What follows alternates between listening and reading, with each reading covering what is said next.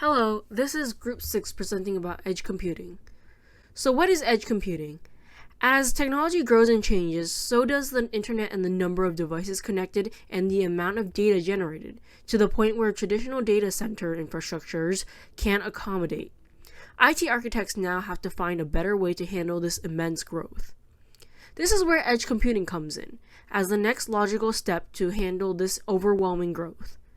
Edge computing is in the simplest terms, is a type of computing where instead of having the storage and resources all being pulled to a central location, as is traditional, some of it is moved closer to the source where the data is generated.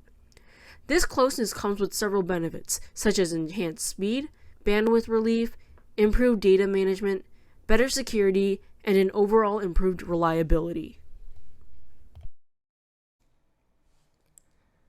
Edge computing works because of the various new technologies that unlock the capability of all of them working together, some of which include wide availability of 5G networks, cheaper and more accessible cloud storage, and brand new devices made by different companies in practical industries that carries cutting-edge sensors in the devices that can send info back and forth between the central cloud computers and local stores.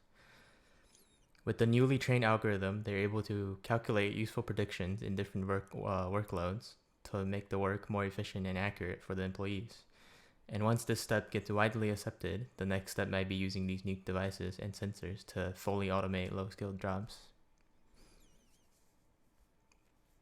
And in the next slide, I've included a relatively older demonstration of a KFC shop that fully utilizes new technologies and some computing power to fully automate the job, which is what the new future might be, except they don't have to include computers inside the store because it could be done through the cloud. Why use edge computing?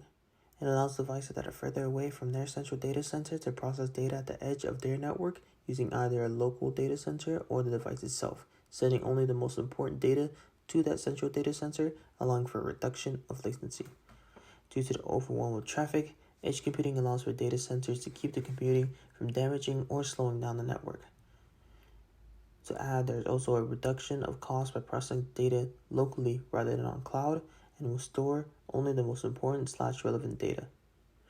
We also have a faster response time and efficient operations due to bypassing centralized cloud and data center locations, allowing companies to process data more quickly and reliably in both real time or close to it. Dangers of using edge computing. As with all new technological developments, there are still risks that come with it. The ones we will talk about today are security, size of data, fitting into an existing network's architecture, as well as cost. For security, data processed outside of that data center cannot use their built-in firewalls, causing them to be more vulnerable to an attack. We can see an example of this on a survey done by AT&T, with over 1,500 of their companies spending between 11 and 20% of their edge investment on security alone. For size of data, while the most important data is sent to the central data center, local data centers or devices still need to go through all that data to then in turn send the most important data to that central data center. Costs.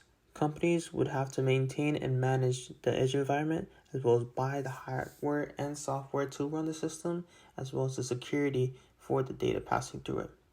And finally, fitting into an existing architecture would be an issue because the existing mainframe may not support/accommodate edge devices, and they would have to either change the whole structure to accommodate it or simply not use it at all. Anyone can undoubtedly say that technology is the future. How we are bringing about the future through identifying a need and innovating based on that need is how we will get there. From everyday essentials like our fast food order, shutting off the lights with a verbal cue, and to more complex industries such as supply chain and medical applications. Edge devices are getting more creative and more complex every day.